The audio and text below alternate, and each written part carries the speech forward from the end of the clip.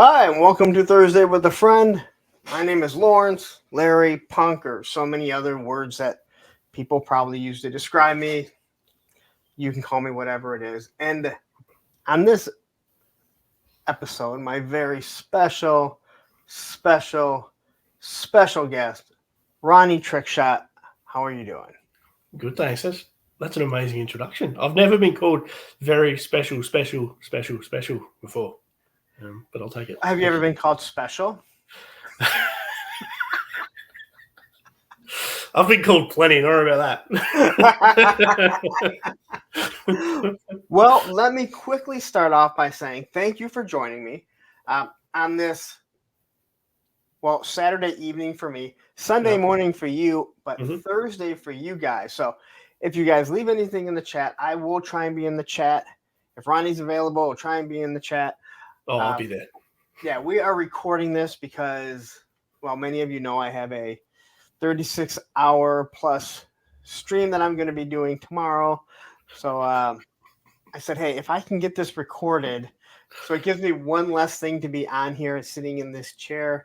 Yeah, let's do it. And Ronnie was more than happy to do it. So thank you very much for your service to the Punk Academy. No worries. Easy. Happy to help. So let me ask you, where does your screen name Ronnie Trickshot come from?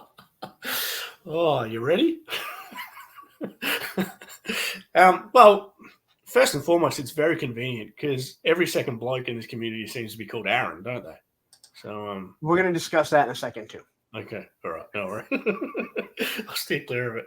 It's Ronnie Trickshot. Dates back to it's a hell of a story. You want to hear it? Hey, we got time. I suppose we do.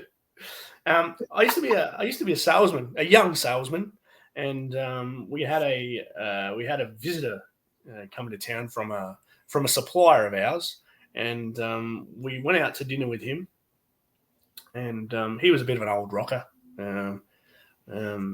Ended up after dinner discussing the merits of whether we should go to one of those establishments where women remove clothing.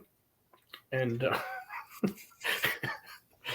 so anyways, we went with this older man who proceeded to, I suppose, put different denominations in different places with his hands and his mouth and all sorts. And after we decided we'd had enough of that, we went to the only other establishment that was open in my hometown at the time, which was a sports bar across the road, where they had a pool table and snooker table.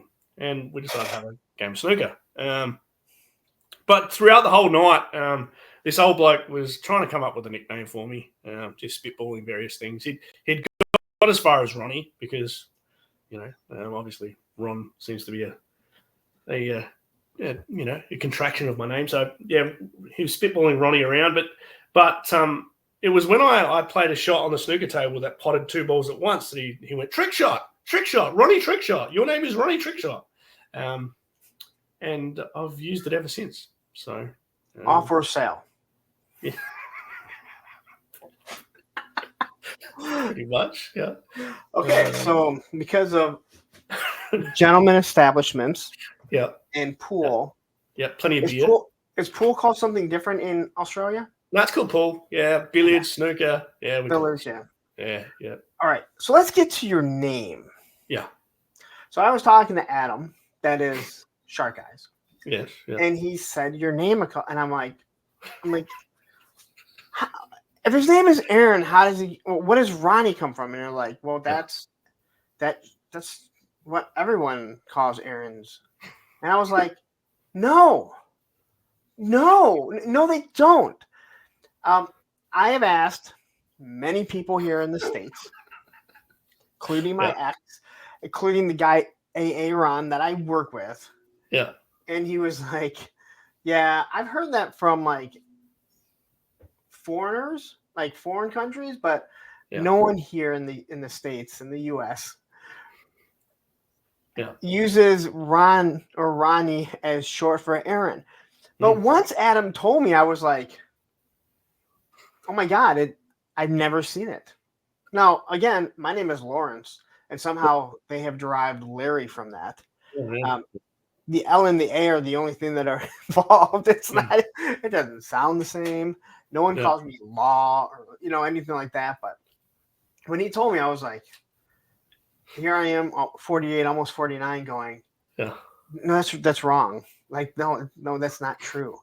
Yeah. Yeah. But Aussies it are so is. good at giving nicknames, mate. You don't get to choose your own nickname in Australia. It is bestowed upon you. So Yeah, but like, it's odd because like I've never heard anyone that's named Aaron go by Ron, and Yeah. it's a very common name. Thank you to Keelan Peele for the AA Ron. Now you know everyone that's named Aaron. But I've never referred to anyone as Ron, Ronnie. Yeah. That went by Aaron, by Aaron. Yet it's like right there. It's one of the easiest ones. Absolutely. So. I'm happy to be the first. I'm happy to be your first, Lawrence. Oh, you're my first. Happy to have popped that cherry for you. Pop that. It's luck. It's a good thing that there's no one on here right now because I like to do that in private. Oh yeah. Oh, this is going to be a messed up one. Yeah, sorry. Yeah.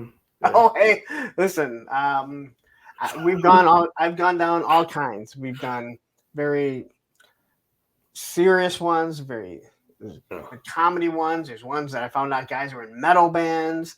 So stuff like that is always. It's always good. If they were all the same, they'd be really boring, right? Absolutely. All right. So, do you mind me asking how old you are? No, I'm 42 years old. I'm a spring chicken, mate, compared You're to young. most of these guys kicking around in these. But you're still in that age range. Now, when I talk to someone that's in their like early to mid 30s, you're like, "Why do you like G.I. Joe?" But I totally forgot that G.I. Joe is like there was a lot of stuff in the 2000s. Absolutely. I always looked at that stuff when I would see it at Kmart and stuff like that.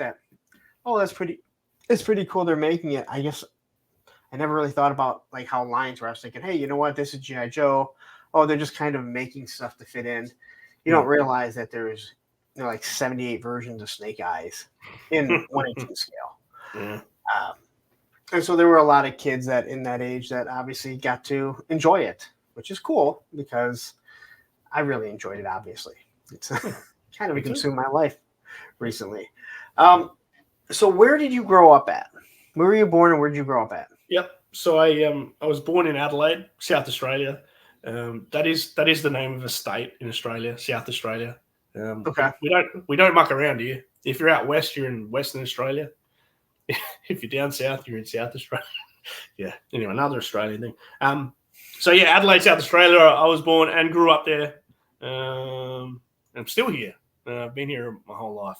It's a little town of about 1 million people. There's probably about 2 million in our state. What else can I tell you about Adelaide? Sort of semi-arid. Like sometimes I watch Breaking Bad and see like the scenery in Albuquerque, and if you sort of drive half an hour that way, we look at a little arid, a little desert. Well, apparently, we're the driest state and the driest country and the driest continent in the world.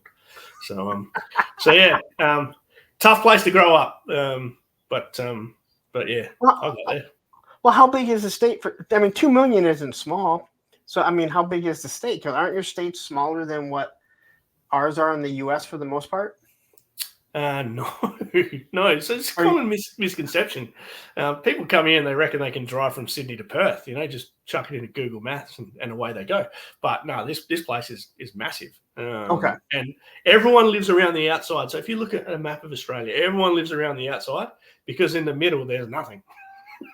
It's just red dirt. Yeah. So yeah, we're huge. Because Europe is the one that like countries are smaller than states. Maybe that's what I was thinking. Yeah, absolutely. Yeah. So were you an only child? Did you have siblings? I am the oldest of three. So I had a little sister and a little brother. We were all pretty close. I think it was 3 and 4 years or something. So okay. So yeah, my bro and I had a pretty good relationship and still do, and did a lot of things together. That's where G.I. Joe, I suppose, comes into it. So you had a built-in play friend throughout your childhood. Yeah, absolutely. If he did what I told him to do. And your parents, are they still together and everything? Yeah, absolutely. Yep, mum and dad's still going strong. My dad was a police officer, and my mum was a bank teller. So, just hardworking, sort of a middle You class had family. banks? I thought Australia was like Mad Max. I thought that's how you guys lived. No, we have banks, and the ones that are empty, we tend to like kill people, put their bodies in barrels, and then store them in the banks. Oh, you gotta have something for it. That's actually that bodies in the barrel thing happened 10 minutes down the road from me. I'm not even kidding. All right. So wait, Yeah. I try not to follow. What was this? So this is not a TV show or a movie? No, this is an actual thing. Have you not heard about the Snowtown murders, the bodies in the barrels? There was a movie with Heath Ledger in it. No, I have not. With who? With Heath Ledger in it. Heath Ledger, I think Heath Ledger was in it. I don't know. Heath Ledger is the one that the Olsen twins killed him, right? Oh, who knows? Who knows? But yeah, anyway, 10 minutes from my house, these guys decided that they would form a vigilante group and knock off anyone they thought was a child abuser, and ended up storing their bodies in barrels in a disused bank vault about half an hour out of town. There was about 12 of them. So okay, so they thought they were child abusers, or they actually were. Well, some were, but they got a taste for the killing, and towards the end of it, they just sort of came up with any excuse to knock these people off. That's where you got to draw the line. If you were just saying, "Hey, these are child molesters," I'm like, "Hey, you know what? I don't have a problem with it." But once you start, going after the innocent people and putting them like that, okay, now you've crossed the line. Yeah. I don't know if there's a guy, Stephen Grant here in Michigan, that murdered his wife, and he did it not far from me, but he mutilated her body right down the street from me. Because there's all these machine shops, so I took it to his dad's shop where he worked and dismembered her body there. And when he finally got caught, it was huge. I mean, if you look up Stephen Grant, most people see it. His father ended up committing suicide, I believe, years later, because he was just he had nothing to do with it. But I mean, can you imagine? I couldn't imagine going into that place every single that's your work. That's how you make your livelihood, and just know that your son did this, to your grandchildren's mother, and no matter no matter how bad it was, you're an awful person. Right? Yeah. You were in the wrong. There's no way to get around. You were in the wrong with what you did. Yeah. So it's not placing people in that. But now I got to look that up. And Snowtown. Look it up. Snowtown. Yeah, it'll make your right toes down the curl, street. mate. Do you drive by? And do you have kids? Nah, I'm not that stupid. Listen, no argument here. All right, I felt that was a direct shot at me, but I also was like, can't defend it.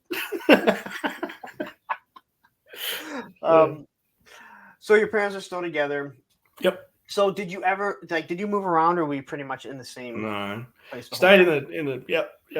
Mum and Dad bought a house as young people, and that's the Australian dream, I suppose, getting a mortgage and paying it off and having a family. So it's the American dream too. So it's becoming more and more out of reach though.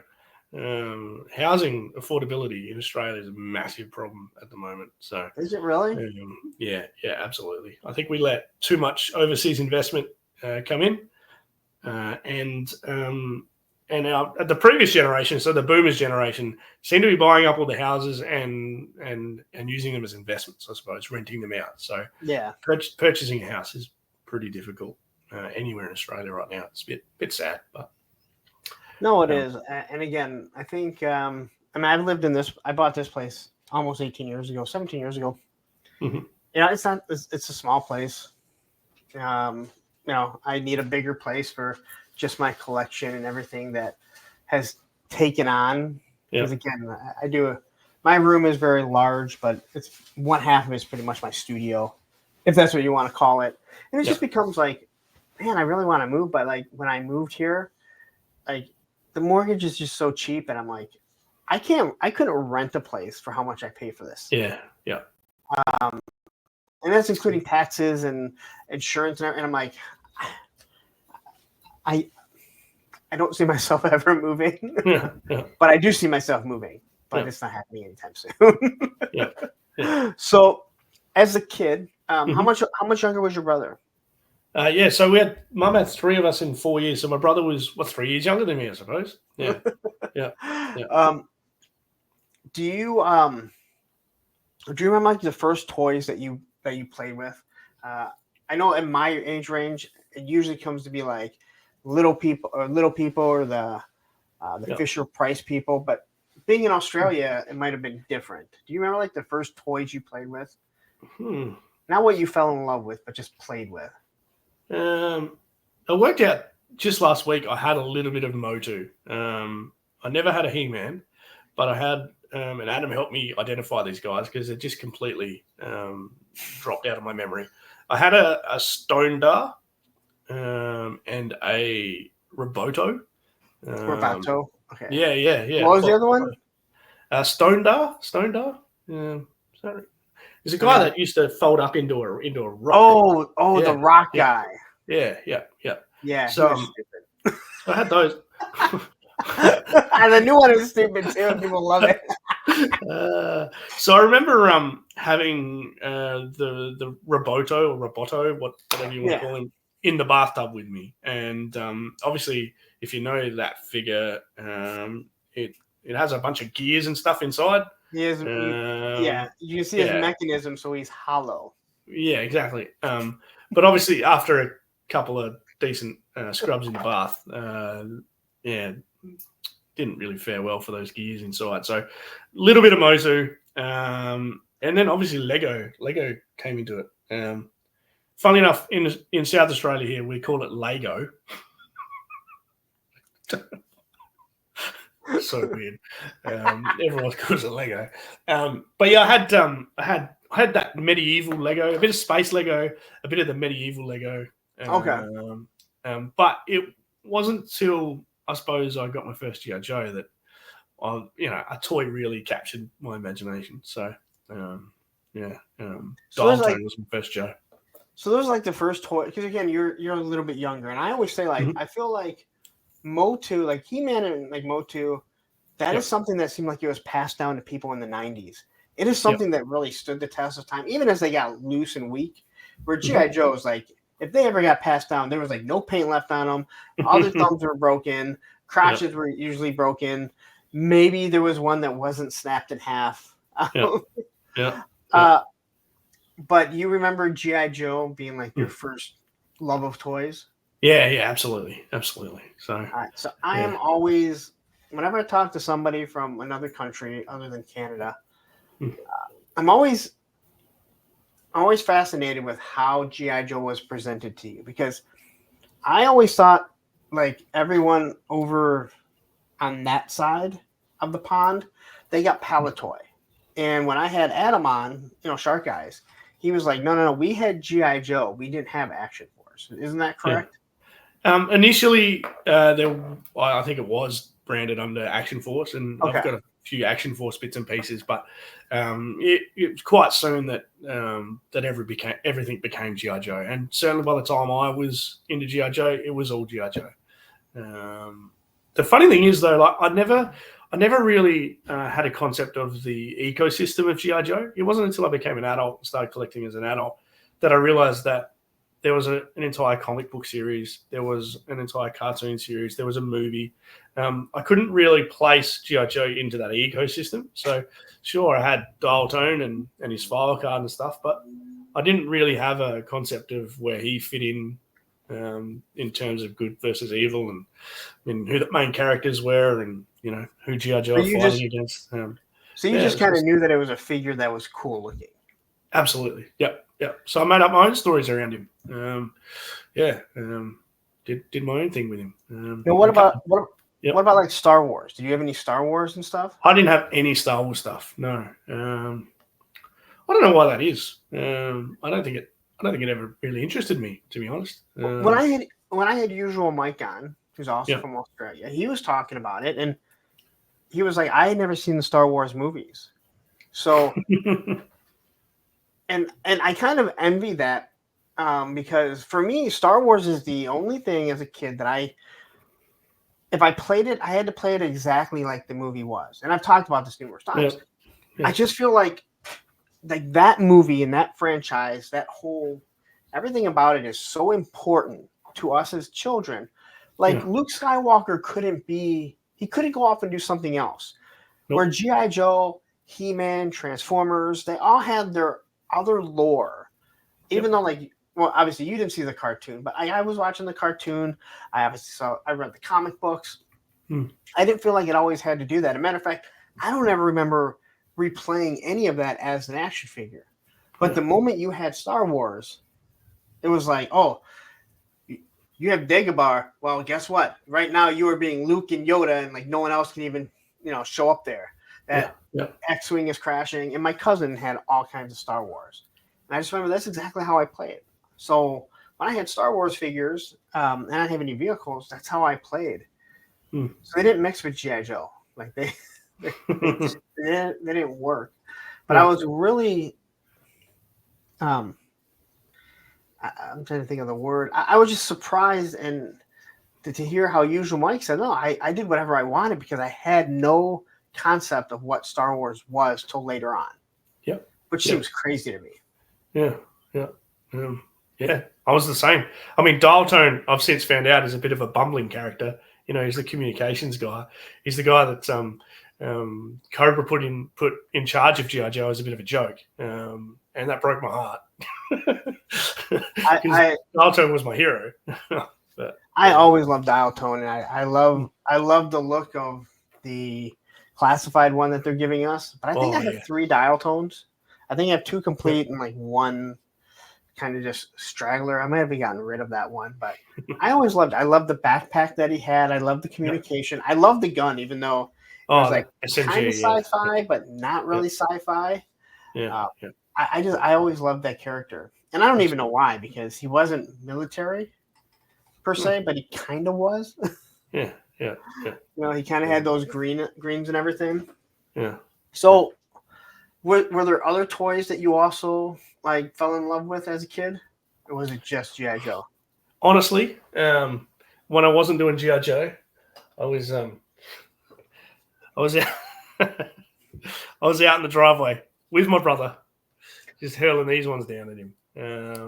Massive cricket fan. I still play cricket to this day. Okay, so that's cricket, and is it crochet or no? Not crochet. Croquet is very different. Croquet, cricket. Yes. My grandmother had a croquet set, and we had it, and I remember always setting it up in our backyard because we lived at my grandmother's house, so it was left here. Yeah. And I remember setting it up and just knocking those things through in the backyard.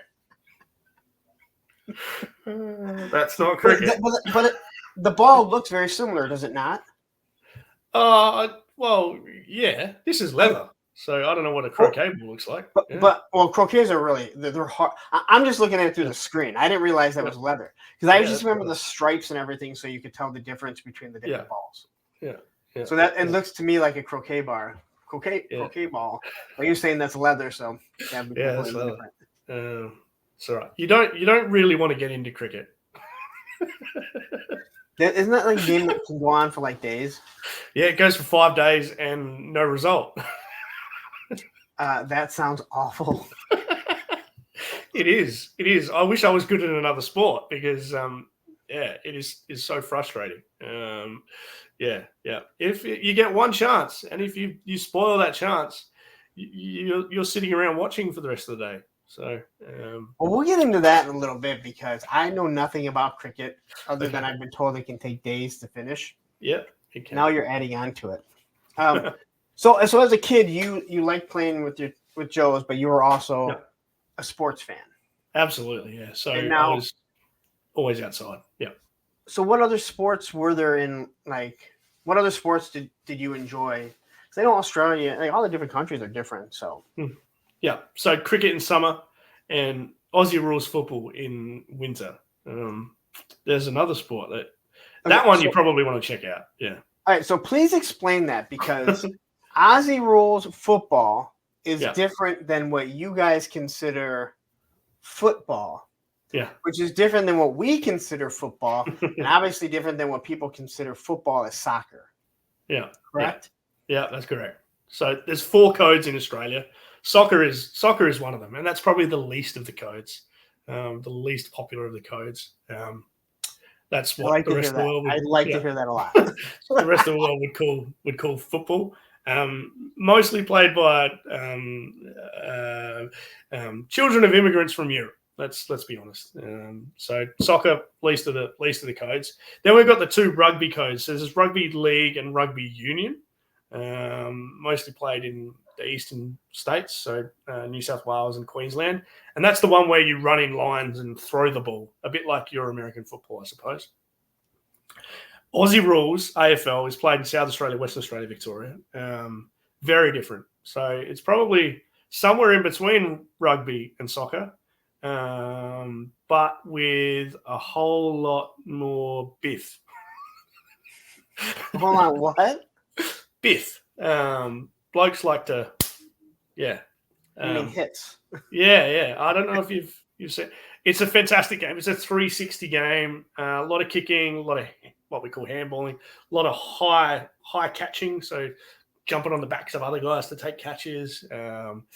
It's high scoring. It's a phenomenal game to watch. And everyone that I've spoken to that's never seen it before and has had a look has gone, that's actually pretty good. So, and they do it all without any protection as well. So no padding, no helmets, nothing. That's they just crazy. run headlong into each other. Fantastic sport. So that is now. Do you ever watch American football or not? Yes, yeah. We get one game a week on free-to-air television here. So if I'm home, I'll have a look. All through high school, I was a bit of I had a soft spot for the Green Bay Packers. That was when they were winning all of they won a couple of Super Bowls, I think, with Brett Favre. Yeah. So watched a little bit, but sort of not as much lately. Not in the last decade or so. Have I kept up like I used to? So, but did you? Did you get that? Did you get that as a kid? Well, we had a concept of it. You could go to a shop and you could buy an American football. Yeah. And but again, no one really knew the rules. Sort of. Well, it's weird because football here is by far the largest sport. It's not even close. But I think that if you go to any country, you know what hockey is. Whether you have it or not, you know what basketball is, because that's the easiest for anyone to play, and everyone knows what baseball is. Mm-hmm. But football, which is by far the largest, it's not even close. No one can even argue and say baseball. Yeah. Baseball is not America's pastime anymore. It is football. Mm-hmm. But you go to other countries, and some of them have again, it is very difficult because of all the different rules. But so many other countries have something called football. Like you just named 4 of them right there. Yeah, we got 4 of them. Absolutely. Like no one calls basketball something different, or no one says basketball and they're talking about a completely different sport. No one says hockey, and it's like, that's not hockey. Where's your sticks at? Where's the ice at? Yeah. It's I don't know why that is. That's a crazy thing. So as a kid, you're playing with G.I. Joes. Yep. And then you're also playing mostly cricket. Yeah, mostly cricket on the driveway out the front. Yeah. But any other toys that you were into? Or were you just like, I like G.I. Joe and this is what I can get. I'm going to spend my money or my parents' money on that? So obviously, after G.I. Joe, video games started to become a thing. Yeah. So in came the Commodore 64, in came the Super NES. After that, and this is a sad thing, I think.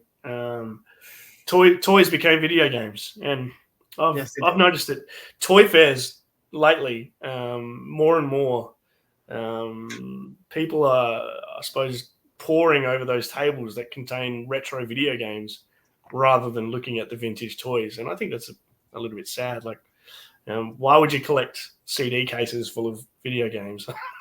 Well, I mean, isn't that the same as saying why would you collect an inbox toy? Yeah. But there were some of them were worth so much money, and I kicked myself because I left my Super Nintendo with my ex-girlfriend for her son when we split up. Yeah. I had a bunch of games, and then when you see how much that stuff is worth, you're like, yeah. I hated you then. I hate you a little more now. All that Nintendo stuff is worth so much money. Yeah. It's crazy. But with G.I. Joe, like, did you have a lot of G.I. Joe stuff, you and your brother? I reckon I had 3 or 4 G.I. Joes. My brother had about the same. So I had a Dial Tone, Frag Viper. My brother had Rampart and Sub-Zero, all the sort of late 80s, early 90s Joes. Pathfinder was there. Stretcher, had a Stretcher. And the other thing we used to get a hold of was the Lannard Core line. Yes. Yeah. So they were corpse. everywhere. Yeah. The corpse. Yeah. For $3 you could get 3 figures, and they mixed in nicely with the Joes. So had quite a few of them as well. And I'm besotted with Core these days as well. I've got like a tub full of them. I think I want to say that Usual Mike said the same thing about the Core figures. Yeah. Like he had a big thing for them too. So you had that few G.I. Joe, but it still meant that much to you? Yeah, absolutely. They were the go-to toy for me. So when if it was too hot to play cricket or if it was too wet to play footy, I was inside with Dial Tone coming up with adventures, I suppose. See, and to me that's crazy because like I think everyone that's familiar with the channel knows I had a lot of G.I. Joe vehicles. Yep. I might have had that big 7.5-foot aircraft carrier. I may have told that story once or twice. I'm not sure. So to me, it was like I had so much stuff. So when I hear people that didn't even have that many, but it meant so much to them, it amazes me because to me, if I had like 3 figures, it was like someone bought them or I picked them up and I didn't really care for them. Yeah. And again, I think a lot of it has to do with where we're at now. Was G.I. Joe like readily available where you were at, or was it you just kind of found one from time to time? Yeah. I mean, most toy shops and department stores had them. Department stores had them. Different case now though. Can't get anything here. Well, you get one figure, right? Yeah. Yeah, I do. I do have one figure. We'll talk about him in a little bit. So as you started to get older, I would assume you guys have like middle school, then go to high school. No, so we have what's called primary school. So that's what ages 5 to 12 roughly, and then from there high school. So 13 to 18. Yeah. So it seems like middle school for us. That's when I feel like a lot of kids stop admitting to playing toys. Even though now, as I look back at it, I think every single kid in middle school was playing toys, but no one thought anyone else was, so they were doing it behind closed doors. Yeah. In high school, you get it. Obviously, you start getting out of toys. You were obviously doing sports. Doing your cricket, your footy. You said you got into video games. Now, were you still into video games pretty hardcore then too? Yeah. So high school was all about video games. Yeah, 100%. Okay. So. Did you get into comic books or anything like that, or? Not really. No. No. My brother had Where's Wally. You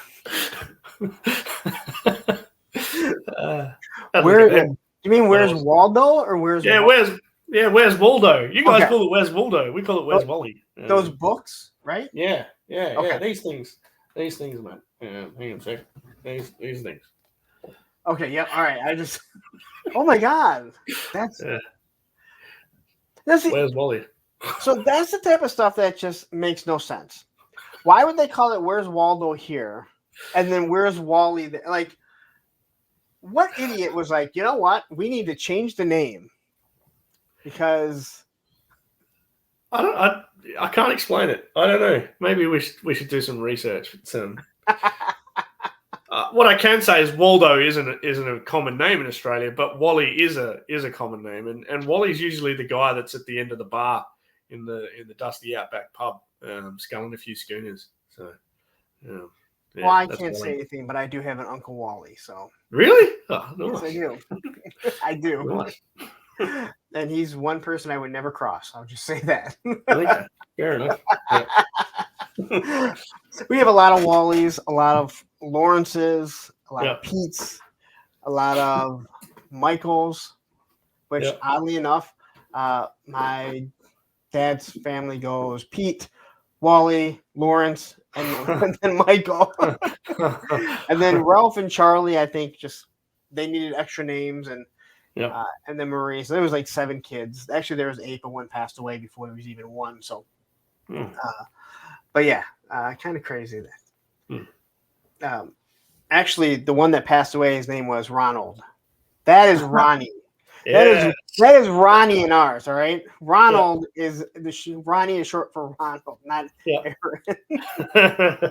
That's still like it's still like that's one of those things where I just don't get it. Like when I hear it, like like there's some things like you can't pick, like you can picture it, but you just can't visualize it. Like I still have a hard time. Like it's just wrong. Like you go like almost 49 years when you hear it, and you're like. But it makes so much sense. Yeah, absolutely. It's like it's right there, asshole. Exactly. You don't have to understand it. Just go with it, mate. Don't knock anything until you tried it. Well, earlier on, I guess I did try it when you popped my cherry. So.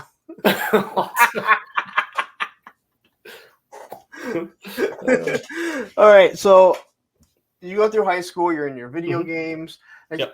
You talked about being really good at cricket. Yeah. I'm pretty rubbish at cricket, but what? I'm pretty rubbish at cricket. But if I was really good, I'd be, yeah. But I wouldn't be playing at the level that I still play. Yeah. Okay. Yeah. Okay. So I'm better at cricket than you are. That ain't good, right? That's like me telling someone that can't skateboard, I'm better at skateboarding than you are. Yeah. Well, yeah. I can't skateboard, so there you go. So when you get done with high school, what did you do after that? Like, are you collecting anything? No, nothing. Nothing at all. And I never thought I'd be where I am now. It's the because I've always felt like most collectors are collectors, and like I talked about it before. I was collecting people's skateboards. Yeah, I didn't call myself a skateboard collector, but clearly when I look back at it, I was collecting their skateboards so I could hang on the walls and stuff like that. And I realized when I look back, like I was always collecting something. And I feel like most collectors were, but you weren't like, there was nothing that you had like, oh yeah, I had a collection of comic books. You never even got into comics or anything. No. Like I said, I don't know how I got here. Well, I do know how I got here, but I never thought I'd be where I am with G.I. Joe now. And seriously, most of my friends are all cricket and footy people.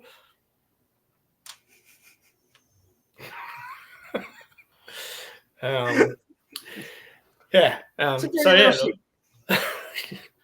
after high school, what did you do? What did I do? I went to university. Studied for 2 bachelor's degrees. I've got a degree in commerce. I majored in management and marketing, and I've got a degree in arts. So I studied history and English, that was fun. I probably didn't appreciate my uni days as much as I should have, because I'm still, I don't know, still a bit of a sheltered sort of a boy. I ended up attending church for the best part of about a decade when I was in my 20s, and it was one of these Pentecostal churches, one of those ones. What was that again? I mean, half emotional, half constipated face,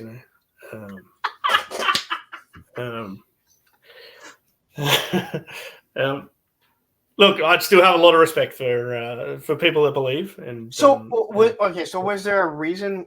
So was there a reason why you started going to church? Yeah. absolutely. Probably didn't like myself as much as I should have. Okay. So struggling to fit in, struggling to belong. Whilst I was a cricket and footy fan, I was the kid that did really well at school, and was always well behaved. So I was the nerdy guy as well. But it just felt like I didn't really have a scene. So when someone asked me to go to church, and I went to church, and everyone was so welcoming and loving and offering of friendship and non-judgmental. Like the toy community. Yeah, exactly. Yep. So yeah, that sucked me in. That was a joke there. Yeah. Sorry, mate. So I was being really serious, man. I'm pouring out my heart here. It's so good. But yeah, no, I ended up in church because I obviously looking for friends, and okay. But there's nothing wrong with that, because I mean you can find worse places to find friends. Oh, absolutely. But the problem was that as time went on, there were unhealthy things about church that that probably didn't do me any good either. So in terms of just, I suppose, alienating my family because they weren't attending church at the time, spending money on church things when it's really just going to the pastor's pocket. Let's be honest. So there were things about church that were unhealthy as well, and I'm happy to be out. There's things about it I miss, but yeah. I'm assuming there are still churches that you could go to that wouldn't make you give all your money. Yeah, absolutely there is. Yeah, absolutely there is. It's more. I suppose I mentioned before that when I landed there, church was a real loving, non-judgmental sort of a place. But towards the end of it, I actually found out that that there are a lot of things that Christian people judge people on. I mean, I had a mate who came out as gay, for example, and he just kept being my mate. But he was one of these great paradoxes. He was frowned upon by the church, but he's still one of the best friends I ever had. So things like that started to get to me a little bit. I can understand that completely. Yeah. I mean, divorce was another one. If you got divorced, that was it. I mean, you could not sort of serve in ministry, I suppose. But these people who had been divorced, some of the best people I knew. So there were really judgmental things that just didn't sit well with me, I suppose. And I discovered beer and women. No, you really touched on a couple of things, like the whole. Again, I grew up Catholic. That's what my dad was, or is, and I would say they're more progressive because they're like, if someone's gay, they're gay. Like, it's not our choice. Yeah. It's not our place to judge them, right? That's for God, right? Yeah. If that's what you believe. And I have a huge issue because there's so many, and I'm not going to make this a religious thing or anything. But there's just so many things that contradict. And again, it's not just church; it's everything in life. But it's like, I'm sorry, if someone is gay and they're a good person, then you're a good person. Because there's a lot of people that are very Christian or believe in other religions that you're just a piece of shit. So how does that make you? Like, how does that make you telling me God loves you because you go to church, but this other person who's just a good person and doesn't cause any problems, but something that somewhere along the line someone said was wrong. Divorce is another thing. I know for the longest time, for Catholicism, you had to be buried with all your organs. You couldn't be cremated. Well, that's all changed because my dad's being cremated now. So I was like, I thought you couldn't. And he was like, no, now you can be cremated, but all your ashes have to stay together. All right, whatever, dude. I'm sure they're gonna miss some of the ashes when they sweep you up. All right, that's all I know. You would probably put in there with someone else's as well. 2 for 1. No, and again, I find it fascinating. I don't think anyone's ever brought up church or religion here And again, Yeah. like you said, you're not criticizing it, and you can kind of see some things. And I think pointing out anything that there's a little bit of hypocrisy in pretty much everything. It doesn't really matter. There's always going to be hypocrisy, whether it be in toy collecting, religion, sports. It doesn't matter. There's always going to be some sort of hypocrisy where when you think for yourself, you're like, oh yeah, just explain to me how this works, right? Just explain to me how you got from that point to here and make that work for me before I bolt out of here. Yeah. So absolutely. Yeah. But did you graduate from? It's called you call it university. University. Yep, I certainly did. So I ended up with 2 university degrees. Oh, that's right. You said 2 degrees. Yep. One was art, which you can do nothing with. I know. Yeah. Has one in art. Yeah. And one you said was management, which seems very management and marketing. So I'm now in marketing. Okay. So I spend my days doing graphic design, social media, websites. All bits and pieces for an electrical company. So who would have ever thought that social media would be something that could be a job, as in for a company, not like I work for Facebook, I work for Instagram. Like, no, I work for this company doing social media. Yeah. So you do what I do, but you get paid for it? Like, that sounds awesome. I do. Yeah, I do. And that's why in a lot of respects, this is, I haven't gone real hard with YouTube. I've just let it be whatever it wants to be because I'm doing this 9 to 5 anyway. And it's probably, some of this stuff is the last thing I want to do when I get home, just want to veg out. I fully understand that. I feel bad. I understand why I am in respect to our community. I am considered one of the bigger toy tubers now in our little realm. And I know people want me, to pop on their show, and I try and do it as much, but you do 2 shows, I do 2 shows a week, and then usually Saturday I'm on Oz's, and I'm always, sometimes it's just like, I don't want to look at social media. I don't want to look at YouTube, man. I just want to sit down and watch TV and completely veg out. Or Absolutely. When my daughter and I, we pick a TV show and we binge it, and it's like, hey, you know what? And people are like, hey, did you catch? I'm like, I'm sorry, I totally missed it. I was sitting on the couch with my daughter for 4 hours watching. We watched the whole series of Suits in 3 months, and then it ended. Like, we finished it, and I'm like, I feel like I'm missing something, Olivia. And she's like, you're bad. I'm like, I know, but like, I need more of the story. Like, we just watched 9 years of a show in 3 or 4 months, and I'm like, now I feel like these people, they become my friends, and they're gone. So, well, one of them went and married a prince and moved to America. When she left, they left a little bit early. Man, I tell you, my daughter, which you guys have seen my daughter pop in here. Welcome to the creamery. Yeah, exactly. Welcome to the creamery. Hold on. We might as well do it really quick since I know she's not here. Welcome to the creamery. She would, she is so loud at times. Yeah. And it's who she is. And I love it. She has no shame. Yeah. But she, if I had to hear the Duchess of Sussex one more time, like, she just won't let it go. But she is so much like me. When we watch a TV series, we start, I don't want to say nitpicking stuff, but making inside jokes to each other about things. So we watch Suits, and there were so many things, and like, she got sick, so my ex messaged me and said, hey, she didn't go to school. We had Chinese yesterday. And have you watched Suits before? No, I haven't. No. So sorry about that.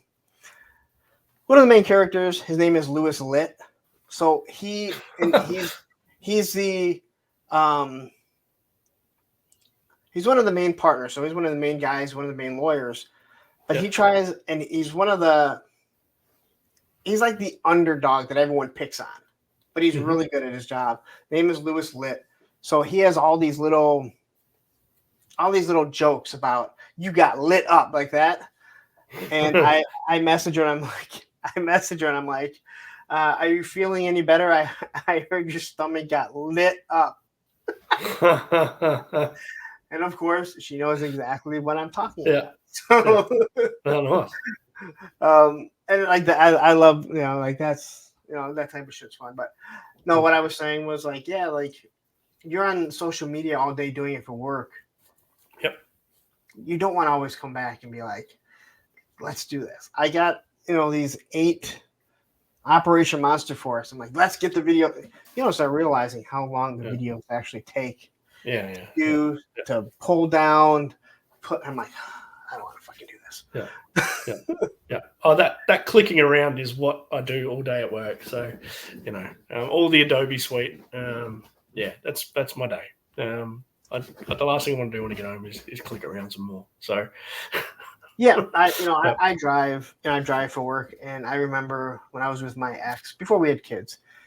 It'd be Friday night. I get home and she's like, well, let's just go up to Target and get stuff done. I'm like, I don't want to drive. It's 3 miles away. I'm like, I don't want to be in the car. I don't care. It's 3 miles. It's don't want to drive. Just go tomorrow. And it always ended up we'd go that day because they get their way. So after you graduated college, university, you get a job. What are you doing for free time? Because you said you don't collect. So what do you do on your off time? So church was all consuming for the best part of a decade. I was there every day of the week. Wow. When that fell through, I really ramped up into cricket again. So church was really that important or that consuming of your life. And I don't mean that in a bad way to anyone that is, it's almost cultish, right? The one that I was attending anyway. So now, had you met you are married, correct? Yes, I am. Yep. So had you met your wife at this time, or? So I met her on the way out. So she floated into church, and we sort of we hit it off, and she decided church wasn't for her, and I was on the way out. So we sort of clung onto each other, I suppose. Been together ever since. So she took you out. Yeah, like I said, I discovered beer and women, mate. Well, how old are you at this time when you're just... So I was 25, I reckon, when I met my wife, maybe 24, 25. Okay. Yeah. So, we've been together. So you started going to church fairly early then? Yeah, so that was sort of late years of high school and all through my uni years, and probably didn't appreciate my university years as much as I should have because I was a staid little church boy. So what about your parents? Were they like big into church, or was this just something you found on your own? Yep, absolutely. They did send me to a Christian private school. So, obviously in Australia we have the public school system, which are government-run schools, and then we have... Is your dog attacking a toy? Yeah, he is. I'll get rid of him. Hang on a sec. Hang on. I'll get rid of him. No, it's no big. No, it's no big deal. I don't. It's no big deal. I just wanted to make sure that's what it was. He's a funny little fella. He is. No, I just wanted to make sure that's what it was. It didn't matter. I don't. Yeah. No, I'm sure people would have been listening and being like, "What the hell is that noise?" We did talk about bodies in barrels earlier, so. Yeah. Did he get one of the bodies ready for the barrel? Yeah. He's tearing something apart, sort of goat toy or something. So, yeah, he's a funny little fella. Yeah. All right, so you met your wife on your way out of church. Yep. And you guys hit it off like right away? Yeah. Pretty much. We were together for a little bit, and then we split for a little bit when we were dating. And then one night, she used to have braces on her teeth, and she'd had them taken off, and it was the first time I'd seen her without the braces, and she'd done her hair up, and she was wearing these tight white shorts, and I was just like, oh. So yeah, I realized I'd made a mistake, and then spent some time talking her around, and yeah, we've pretty much been together, give or take 6 weeks ever since. So yeah, it's been amazing. Yeah, yeah. Well, I'm glad for you. Yeah. And you had no little Ronnies running around. No, not yet. Maybe soon. My wife has Crohn's disease, so okay. so she's got some issues with her guts, and we're slowly getting on top of them, and we find out in the next couple of months whether she heads into remission. But we're both getting older, so if we want to punch out some little Ronnies, we should probably start sooner rather than later. Now, is she older than you or the same age? Or right she's younger than me, yeah. So there's a 5-year age gap. Yeah, she's 5 years younger than me. That's not big. That's not big. But if you met her when you were 25, you said? Yeah, that's it. Yeah. No, but you got to remember, it sounds a bit dodgy, but I was a church boy, so So I was very sheltered, very, very sheltered. So. No, I mean, again, 25 to 20, you get in that 20 range, like 29 to 20 is huge, but in that mid-20s, again, 21 to someone that's 5 years younger than you, you have issues. And if any of you are doing it, I'm just telling you right now, you can just leave because you're doing something illegal. Yeah. You start to get into a spot where there's a huge gap. Yeah. And then you get to that point where you get into your 40s, and most of the people in their 30s, they're either still think they're in their early 20s, or they think they're in their 40s like you. Yeah. From someone like me, I just got to make sure that I pick the one that wants to be in their 40s. If it's someone in their 30s. Yeah. It isn't like, well, man, but you like to skateboard and you collect toys. I know, but I'm not immature. That's just something I enjoy doing. Yeah. I still work a full-time job that I've been at for a very long time. I pay my bills as much as I don't want to. Yep. I'd rather buy toys. Which I do. So that's because I don't really have that excuse anyway. All right. So what are you doing before you start collecting toys? Are you still playing like regularly? Yeah. Cricket was probably at the heart of it. Cricket and footy, and become really involved in local clubs, I suppose, from a volunteering aspect. So that took up a lot of my time. And without kids, like you don't. And it's nothing against.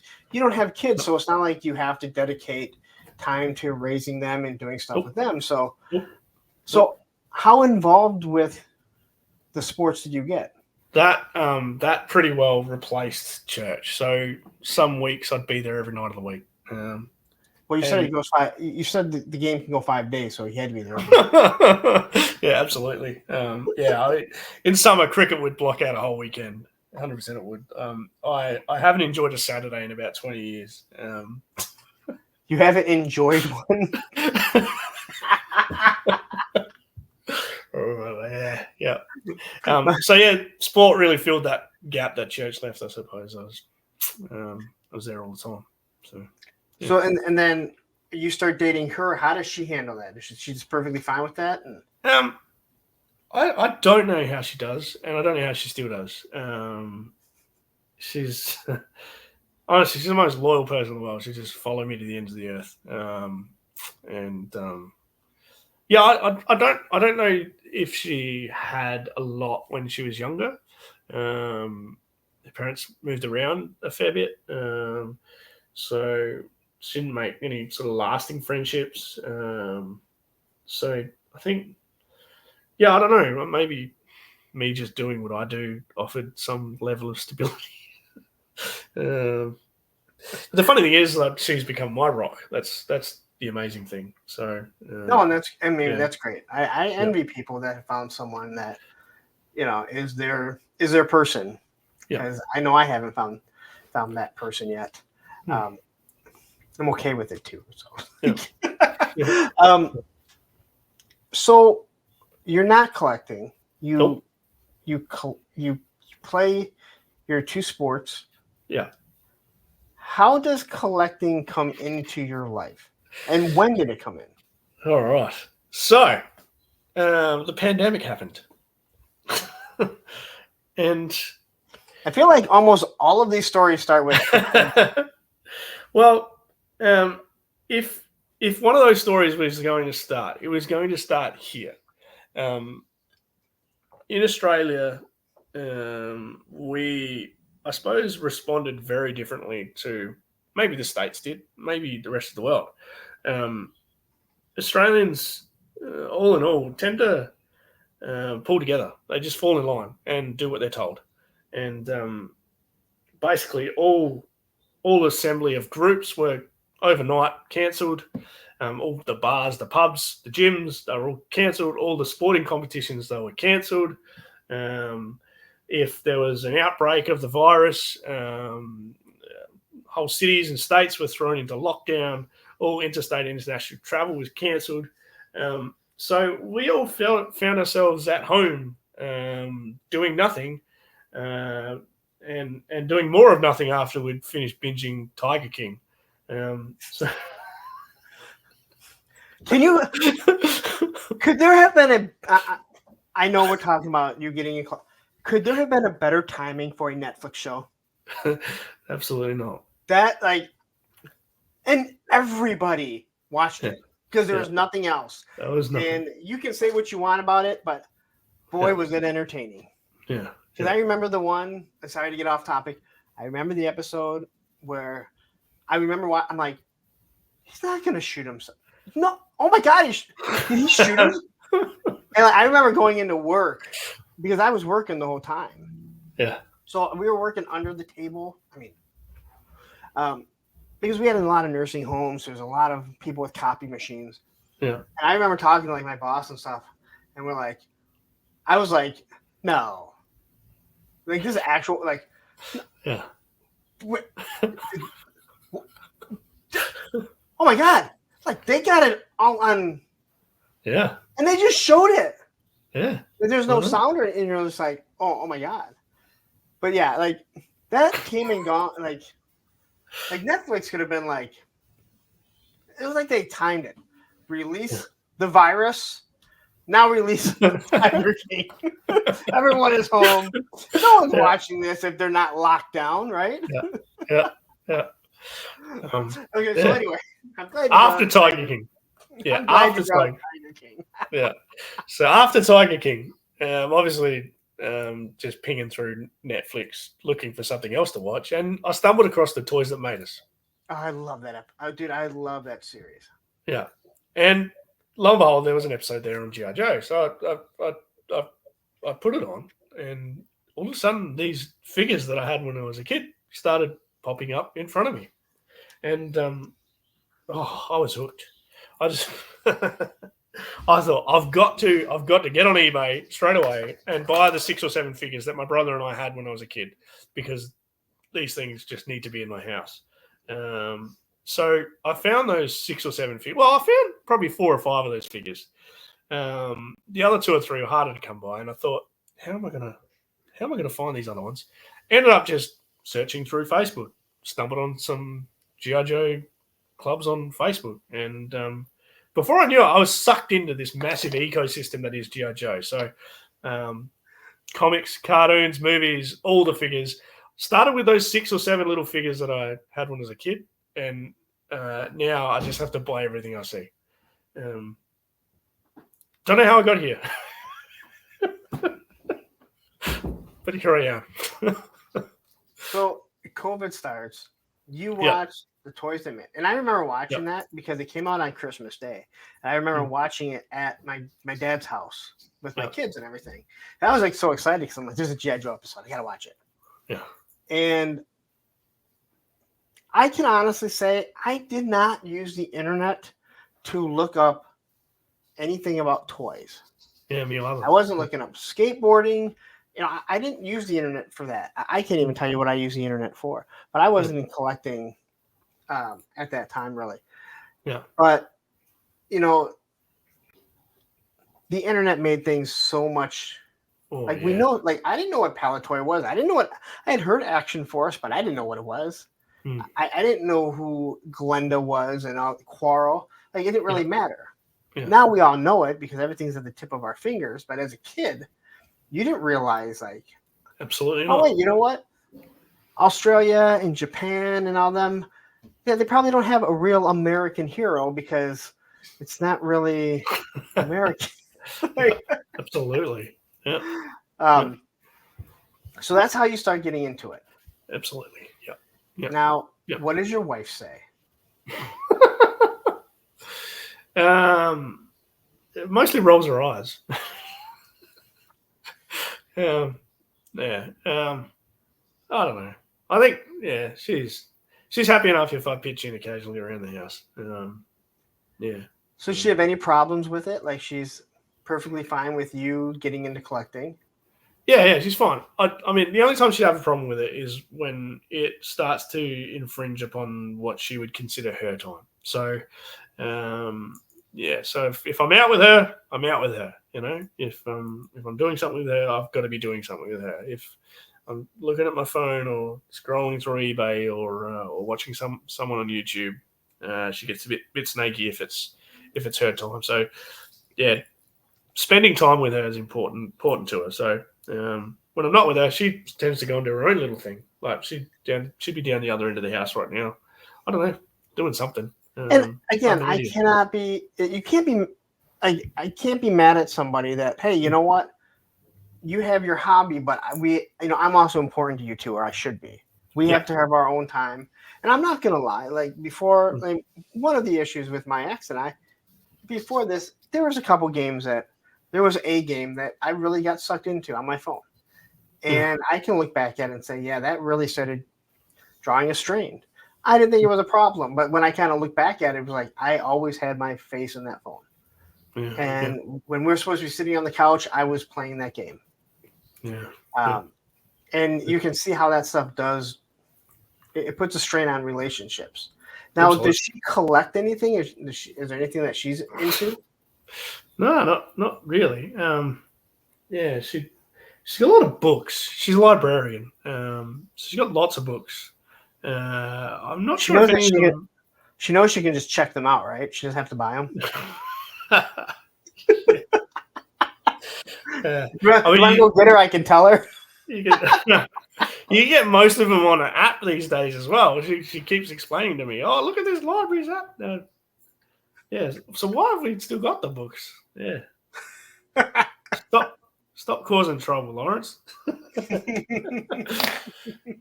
Books, cookbooks. She loves cookbooks. Does she cook though? Using recipes? Yeah, okay. She's the only one that cooks. You wouldn't. Yeah, Vegemite and toast is about the extent of my culinary talent. I have never had Vegemite, but I have heard enough about it. So everyone that doesn't like it is doing it wrong. That's all I can say. So what you got to do? So most people think, oh, well, I'm going to eat Vegemite like it's Nutella. You know, just take a big spoonful out. No, you can't do that. You've got to be really sparing with it. So you get your toast really hot, and then you get a nice dob of butter. You smear that butter all over the toast so it melts into the toast, makes the toast nice and moist. So you got this buttery toast, and then you get a little dash of Vegemite. You just squirt it across the toast. You don't go the big spoonful, but if you just got a little bit of Vegemite, it's the best. I wouldn't wake up with anything else. Nutella was the one that my oldest daughter was really into. Yeah. And I'm a picky eater. Like I'm a picky eater, so it would drive my ex nuts. And she's like, why can't we? We can't go to a restaurant because you won't try anything. I'm like, we can go. You can try. I'll find something to eat, and if I don't eat, I'll get McDonald's on the way home. I don't care. I'll spend the money. No, it's about enjoying it together and experiencing it together. I'm like, what is experience about? You want me to experience something I don't like? If you want, no, it doesn't matter. Usually they have a hamburger there. All right, they have chicken wings. I'll figure out something. Yeah. Vegemite, mate. Get into it. All right, so she doesn't collect anything. You start collecting. Now, Did collecting G.I. Joe turn into collecting anything else? Not really. No. Yeah, I'm just. Yeah, nothing else interests me. So, yeah, from time to time, if I've got a few shekels, like I grabbed a Motu figure the other day from the toy shop. Okay. So if cute little things pop out at me when I'm at a toy fair or something, I might grab it. I mean, I've got a few little trinkets kicking around, but you haven't found any, like, you picked up one and then you're like, oh, I need another one, and next thing you know, you're gone down that road. No, I haven't ended up down any other rabbit holes. It's just been 1982 to 1994 G.I. Joe primarily, and the comics. That's what I've got. So all right, so tell everyone what Joe stuff you collect. Yeah, so 1982 to 1994 figures. Okay. Just 1/18 scale. For the original O-ring line. Yeah, the original O-ring line. And no vehicles. I'm not a vehicles guy. I think cars are the most uninteresting thing on the face of the earth to chat about. I don't care how people can stand around and go, well, yeah, no, it's a good looking engine, that one. So vehicles never. I love it. Vehicles never interested me, so never collected vehicles. So yeah, just the figures and the comics, the original run of comics. I think I've only got 20 or 22 issues left to get to fill that original 100 to 155 run. So, do you have 155? Do you have any of the later ones? Yeah. Adam gifted me. I reckon Adam gifted me number 154. I reckon I don't have 155, but the second last one. I think it's got Joe Colton on the cover with the American flag. Adam made a gift of that one to me, so that was pretty cool. I've got issue 21. I found that in a lot somewhere. So I have issue 21. It was mine as a kid. It is the most really beat up. Yeah, it's so beat up. Yeah. And I couldn't sell it because it's worth nothing. Yeah. But I also wouldn't, because I had issue 10, 21. I had another issue in between there. I don't remember. And they're so beat up because I didn't have all of them. Like I didn't start collecting until probably around maybe late 20s, early 30s. I still have them all. They're all beat to shit because I've read them so many times and flipped through them. I didn't have bags or anything. When I decided to sell my comics a few years ago, I said the G.I. Joe ones are the only ones I'm not going to sell. Yeah. And then I started looking at how much they were. And I was like, and I started looking at like 155, like all those ones that I had. Yeah. And I was like, they mean nothing to me. I didn't even read half of them.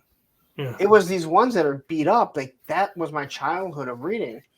Yeah. And when I realized I could get over $200 and I happen to have two 155s, I was like,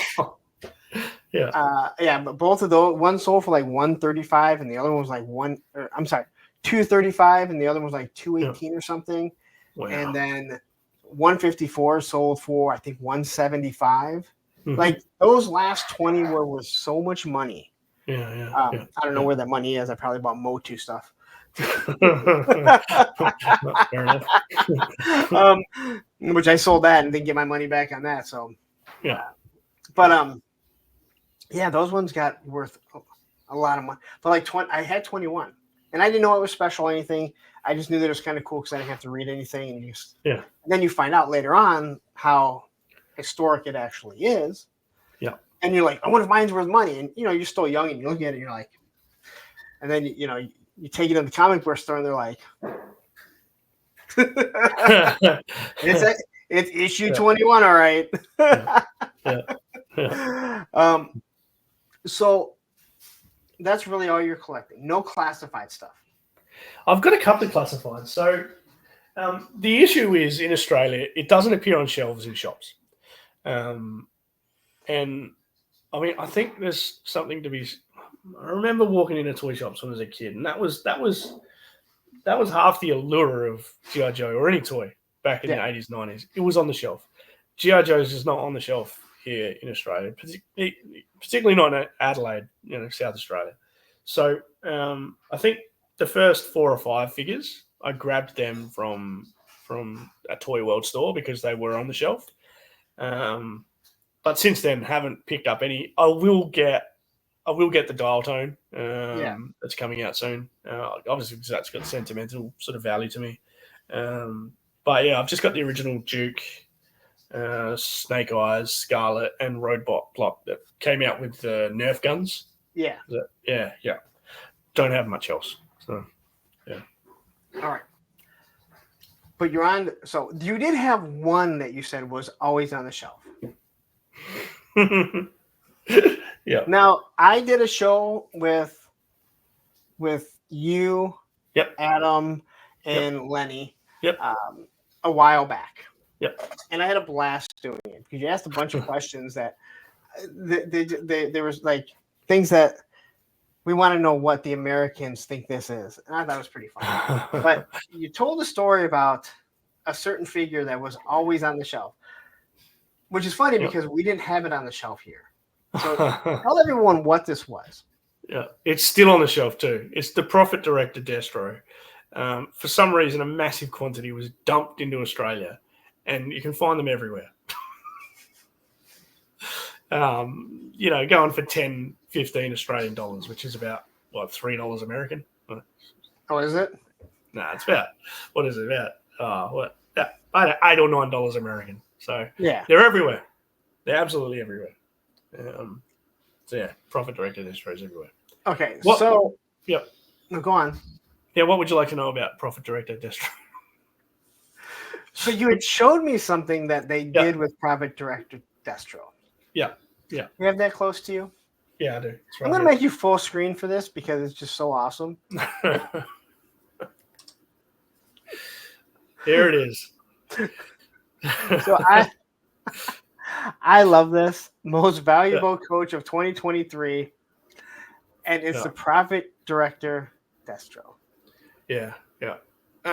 So obviously I still involved with the cricket club. I was coaching a women's team at the time, and they thought they would do something special for me for the end of year trophy night. They went and grabbed one of those Profit Director Destros, had it mounted on a trophy block, and named me the most valuable coach. Does that? That was another. Yeah.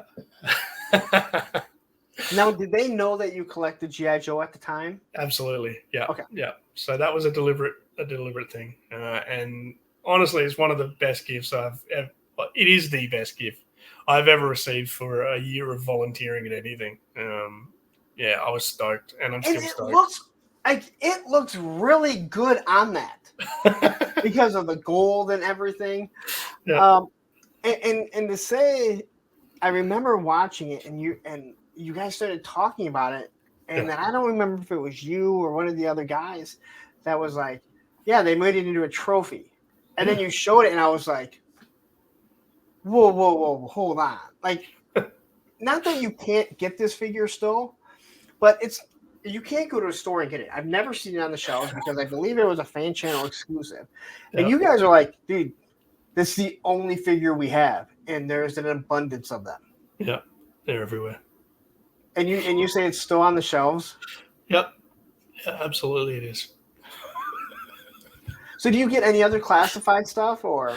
No. So just those original sort of four figures that I mentioned. But you don't get other stuff on the shelves, like it's like very sporadically. So there are some sort of specialty pop culture stores that have a couple. I mean, I saw the other day that a little shopper in the corner from me had a big boa, quick kick, and an airborne. But yeah, that was a shock for me. I was like, wow.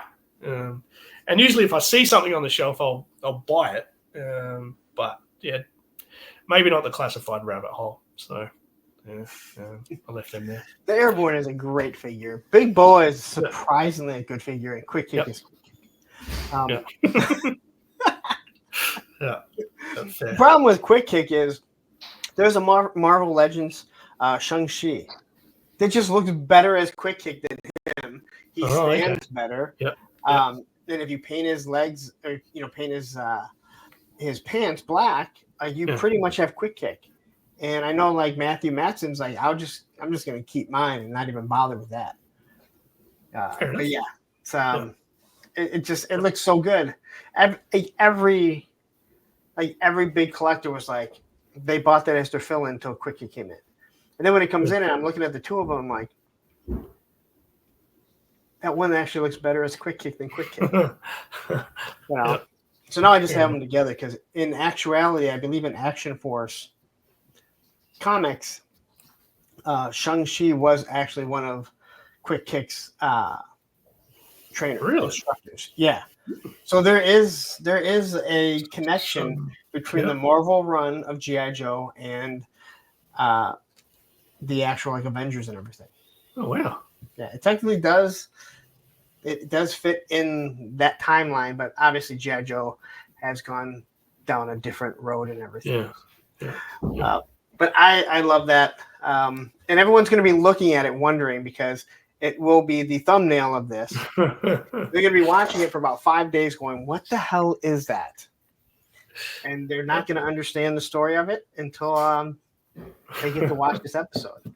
But I thought it was amazing. Like, I had a lot of fun when I came on your guys' show, and that's why I asked you guys to come on for the Streamathon. Yep. Just so we can kind of chat, and I'll let you guys do your thing. I'll be there, and I don't know if you guys want to do slides. I'll need to have slides if you want to, because I'm the one that has to upload them or whatever. Yep. But we'll come up with something. Yeah, I'll let you guys run it. It's gonna be very late for most people. We're very early. I think you guys are coming on at 4 a.m. Yeah, for you. Let's just have I'm probably gonna be like this. Yeah. Yeah. I think Adam and I have already discussed it. We're talking about being quite loose, so try and keep everyone awake. So if you're lucky enough to that's all that that's all that I wanted for it. And when I was coming up with this idea for the Streamathon, I wanted to do it last year. And I wasn't prepared mentally or anything. And I wasn't as big as I am now. And then even when I started thinking about it this year, I was going to reach out to some of the bigger toy tuber names like Geek Dad Life and Toy Anxiety. Yeah. And then the more I thought about it, I'm like for this show here, I want to reach out to people that have supported me. And I was like, why would I change that? Why would I try and have guys that nothing against them, but they don't support the channel. And again, we can't support every single one, but they're not friends of mine. They don't support the channel. They're not in the chats. So why would I try and reach out to them rather than reach out to people that are in my chats and supporting me, whether it be on YouTube, Instagram, Facebook, whatever. Yeah. And so I just want to have you guys to have a voice. So hopefully more people can see it. Maybe drum up some interest for you guys, but then I realize you don't even want to be on here because you do this all day anyway. I'm happy for people to subscribe to me. If you want to be my 141st subscriber, you will have more than that. I promise you, because there will be a link in the description to his Instagram and YouTube. So you better go over there and follow because, you're a bad person if you don't. Just like you don't have to like me for the Streamathon, but if you don't donate, I don't know why you hate kids. You can tell everyone why you hate kids. The choice is simple. You can agree with us or just be wrong. It's up to you. But I definitely appreciate you guys being willing to jump on, and it definitely does help out that I've met people on the other side of the pond, as I like to call it, where getting someone here in the U.S. to maybe be up at 4:00 in the morning might not be all that easy. No, definitely not. But when you guys are right in the middle, and neither one of you have kids, so it does make it a little bit easier. Because I don't know if you know this, they put a wrench in a lot of things. Oh, I believe it. Put a wrench in a lot of things. So you're only collecting G.I. Joe. Yep. Where do you see your collecting going from here? Are you looking to branch out? Is there anything you're trying to complete, or? Yeah, so I've probably got 350 odd figures. There's a And couple this is of all from the original line. yeah. Okay. There's a couple of key gaps that I'm looking to fill. So it's just a matter of being patient and waiting for them to pop up. Freight from the States is a killer, but yeah, when some of these figures, I'm patient. Like I think a lot of the angst in the community comes from guys who feel like they've been wrong when they've purchased something and paid for it. Yeah. But if you're a patient collector, if you only spend what you're willing to pay, you never get upset. So I'm just cruising along. There's a couple of figures that are on my hit list at the moment. Probably the 1984 Storm Shadow. He wasn't my Storm Shadow. My Storm Shadow was the 1988 one, but I feel like I need a 1984 Storm Shadow. I need a helmeted Cobra Commander. I need a Stalker, version 1 Stalker. So there's a couple of key figures that I want to get. Now, do you look for the straight arm and the swivel arm, or you just don't care which one it is? I don't care. Yeah. Okay. Absolutely don't care. Yeah.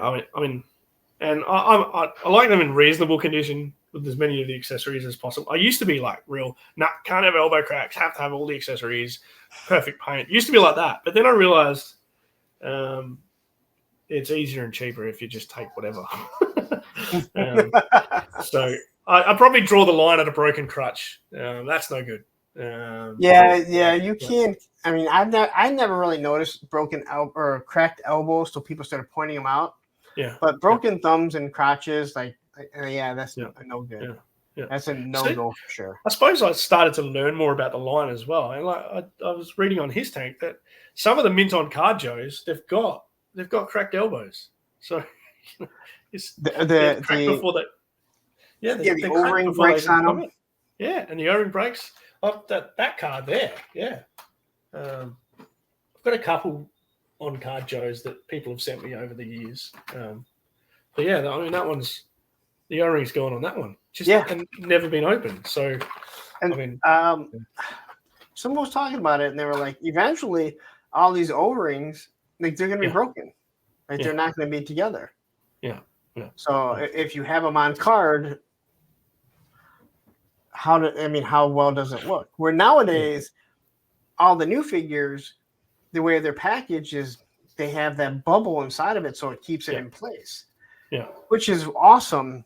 But there was something very special as a kid, that jangling around of the figure and all the accessories, and you hear that and you know exactly what it is, and it's pretty important. I think. Well, it's better when they're not broken in two.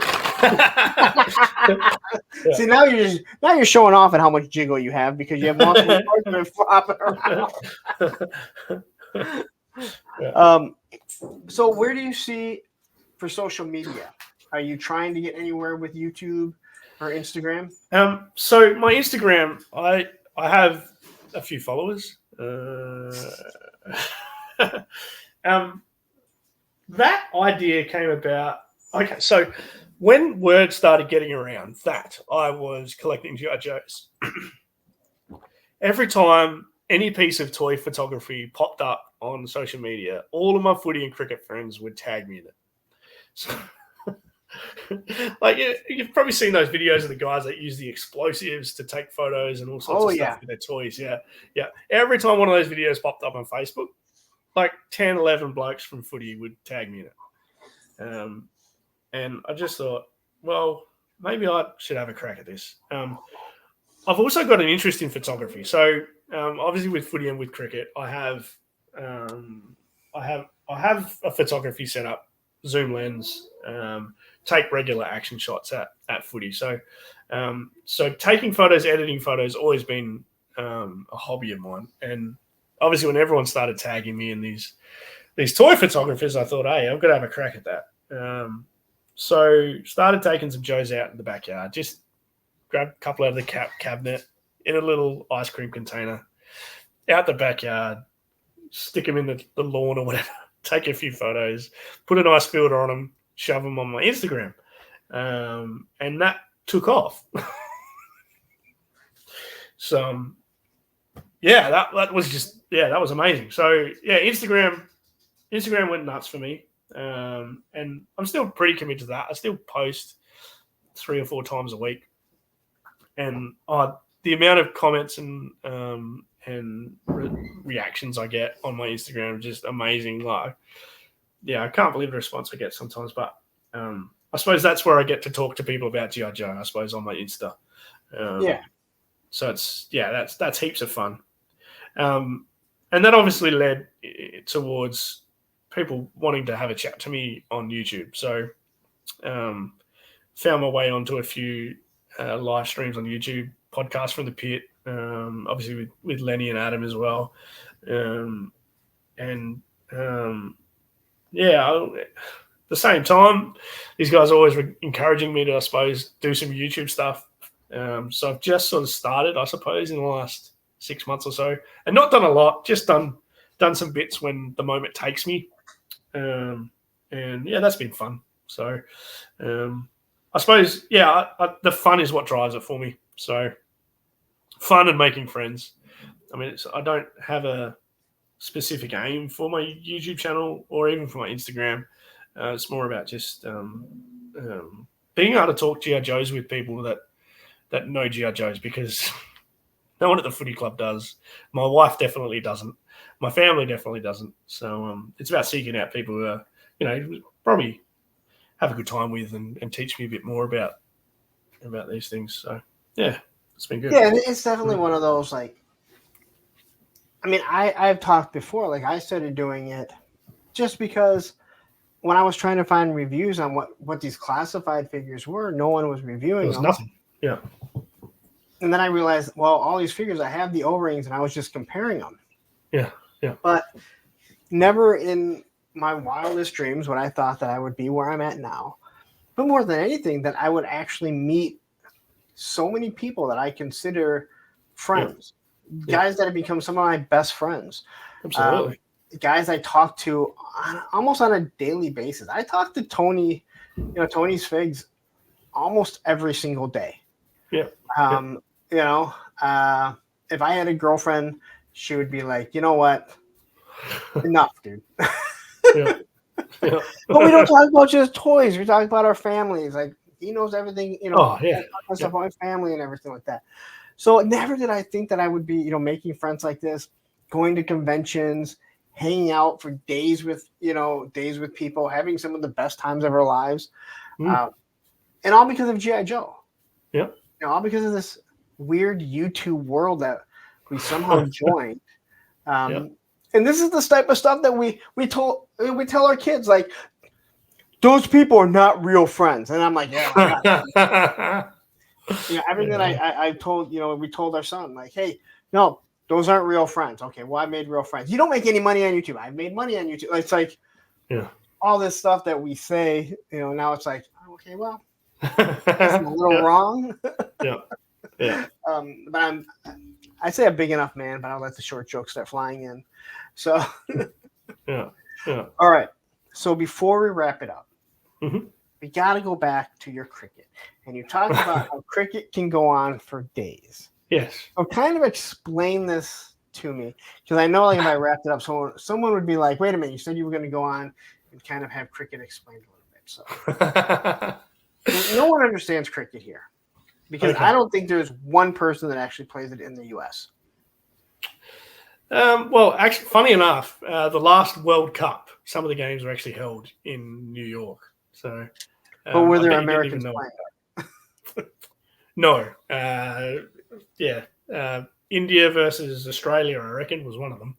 So, and it's really weird that it ended up in New York. Like, well, they obviously see it as a growth market. So, they see soccer that too, but no one wants soccer. Like, there's 3 sports they watch, and then we throw in hockey as the big 4. Yeah. And then people keep trying to throw soccer, and it's like, it's for kids, all right? Bring your Capri Sun and your orange slices, and then leave, all right? Yeah. So, cricket. There's 2 teams of 11 blokes. and one team goes out to bat. They're represented by two batters initially. One's at one end of the pitch, the other's at the other end of the pitch. The other team is bowling and fielding. So one bloke gets the bowl, and obviously the other 10 blokes are all fielding. The bowler runs in. He bowls the ball at the batsman at the striker's end. He hits the ball. The batters swap end. That's a run. Does that make sense? No. Okay, I'll continue. So a bowler is a pitcher, correct? A bowler is a pitcher. Yeah, okay. Absolutely. Yeah. So, but you're not bowling the ball. You're throwing the ball, right? They're not rolling. Well, you're not rolling it. You are pitching it. It's got to bounce once. So, So it bounces. Yeah, bounces once, and you have to have a straight arm. So it's quite. You can't bend your arm. So it's quite counterintuitive. It's like your arm's like a windmill. Wait. How do you? I don't know. It puts great strain on the body. Let me tell you. So the batsman hits the ball into the field. The batsman change ends, and that's one run. If they hit it all the way to the fence, that's 4 runs. If they hit it over the fence like a home run, that's 6 runs. Do you want me to slow down? Okay. So runs do not count by how you go around the bases. No. Just how many times you go end to end. No bases, mate. No. So you just different the ball. ends of the pitch. Yeah. Depending on how far it goes.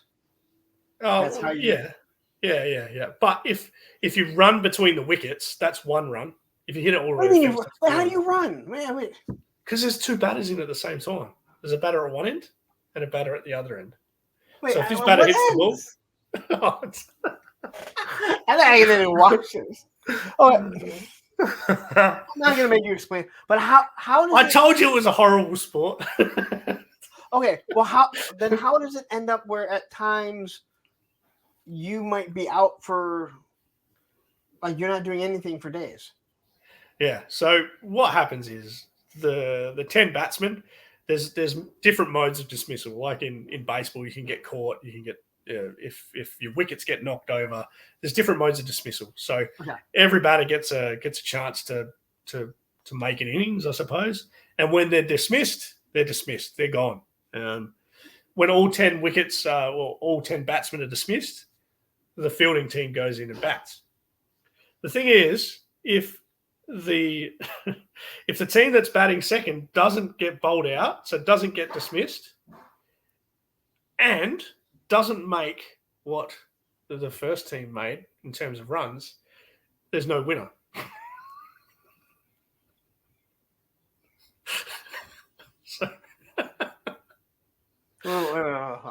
Yeah. So the second team that's going to bat. Yeah.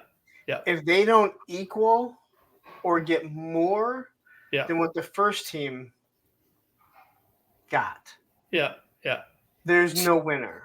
Yeah. It's a draw. Unless if all of their batsmen are dismissed for less than the first team's total, the first team wins. Does that make sense? All right. Thanks for coming, everyone.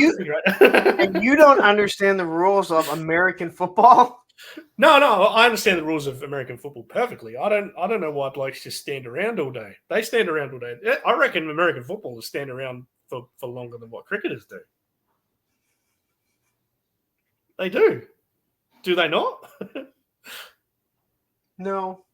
Well, I mean, I don't know. I don't know because I don't know cricket. Yeah. But set, heart, throw. Okay, commercial break.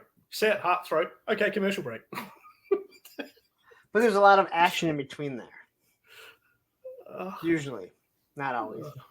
There's a lot of hard hitting. All right? There's a lot of hard hitting. Yeah, you need to check out some Aussie rules, mate. Yeah, you want to see hard hitting. Oh, my gosh. Blokes just bleed profusely from the ears, the nose, and the mouth in Aussie rules. See, if there's more people playing it, then there'd be more issues of concussions, and you guys would have to wear equipment. Oh, well, yeah, that's starting to creep into the game now. So, yeah. I mean, as much as I hate it when it comes to football and even hockey, like, this shit's serious. And, you're taught from a young age, if you're into sports, like you don't let people know that you're hurt. And the head is the one thing that you can hide more than anything because exactly. If your leg is snapped, your leg is snapped. You're not going back in. Yeah. If you can't throw the ball, you can't run, but your head, even though you may look a little out of it, like they said, we used to call it getting your bell rung. Yeah. And I know skateboarders deal with a lot of injuries, but there's a huge difference when you're skateboarding because there's not someone trying to take you out.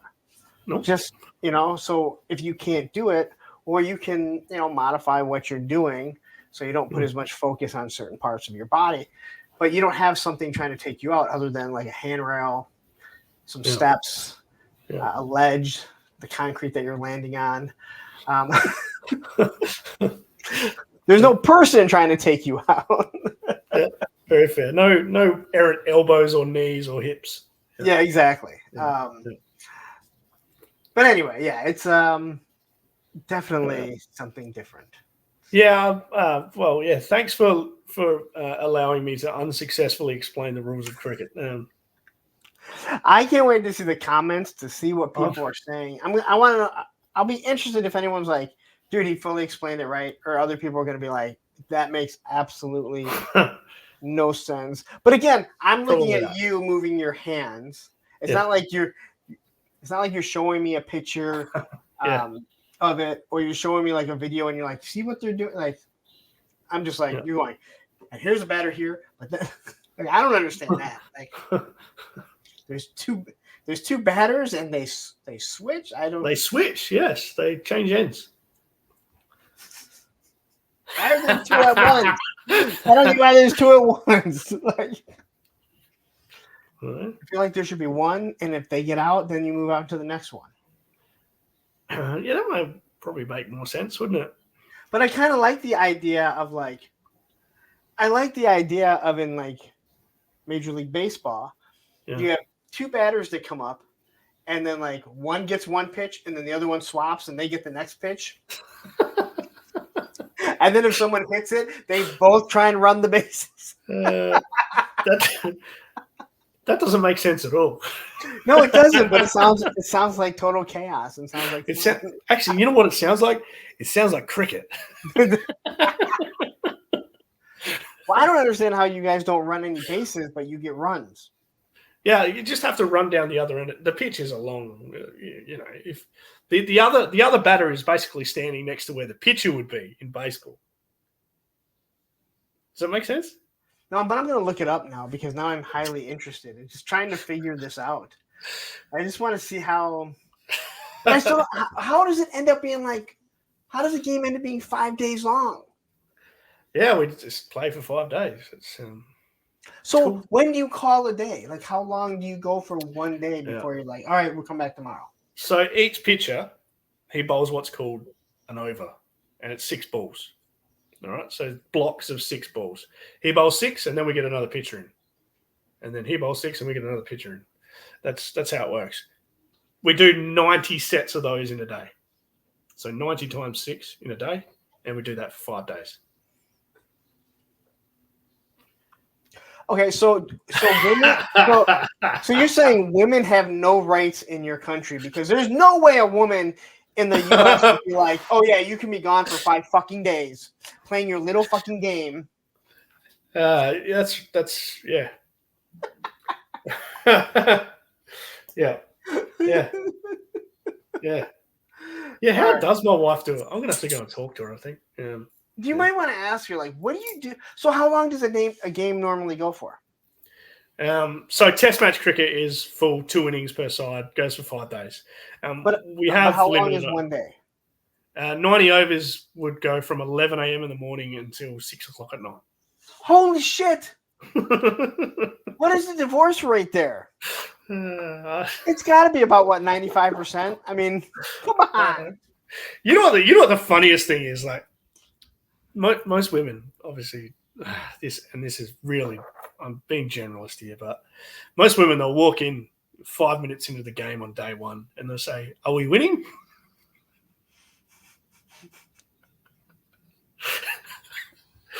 He's like, Yeah. Well, we're Australian. What can I say? dude, Yeah. So 7 hours for Yep. 5 days. Yeah. How does anyone work? Like, man, I have so many questions.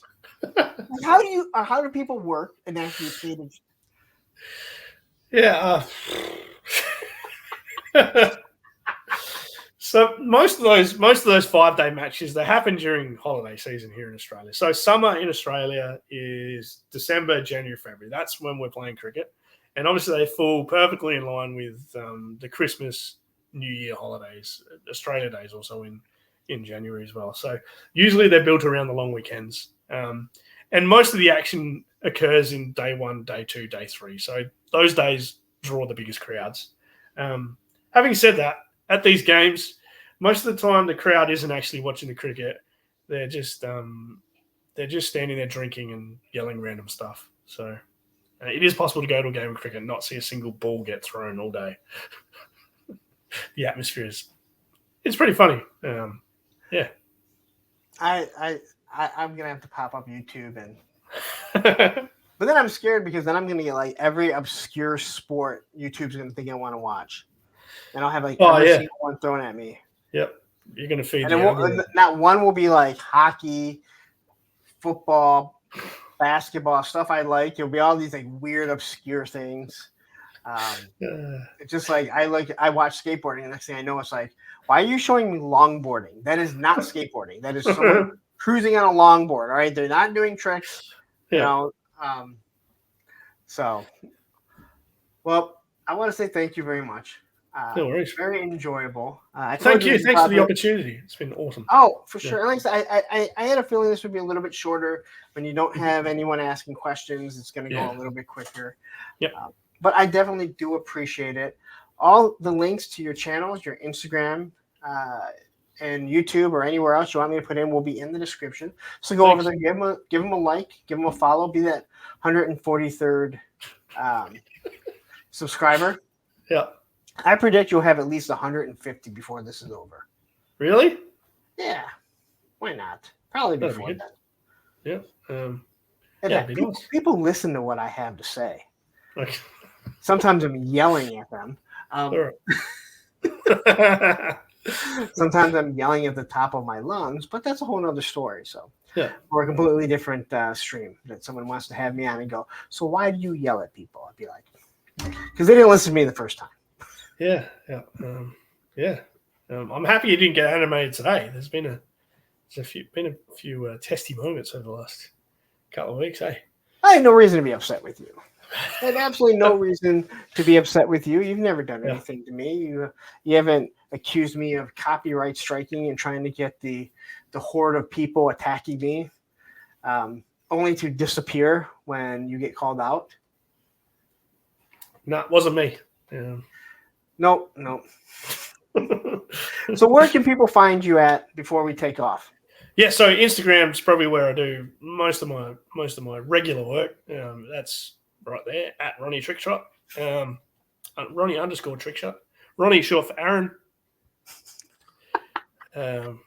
Don't try to work it out, just go with it. It's kind of, there's been a bit of that in this show, eh? Cricket, Aussie rules, my nickname, bodies and barrels. Yeah, don't try and figure it out, just enjoy it. When I have foreigners on, and I don't mean that in a bad thing, but when I have people from a foreign land on, again, you guys do things differently than us. Not worse, not better, but they're different. And I always want to find out like how someone else lives, because it's amazing to me that in this day and age that things are so different.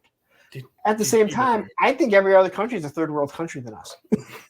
Well, that's not too far from the truth. But did you know in Australia, if you flush the toilet, like the water goes the other way? Yeah, it does. I didn't know that. Yeah. So we're weird. I'll tell you what. You guys should come up with questions to ask me, like you did that first time. All right. I had a blast doing that. Yeah. I had a total blast. All right. Yeah, another quiz. All right. So Ronnie Trickshot on Instagram, Ronnie Trickshot on YouTube. If you want to send me a friend request on Facebook, I'm up for that as well. Aaron Burgess is my name. Just I don't know. There can't be too many of us, can there? You'll see it on the thumbnail anyway, because just go back and have a his look. Trophy is going to be there. Yeah.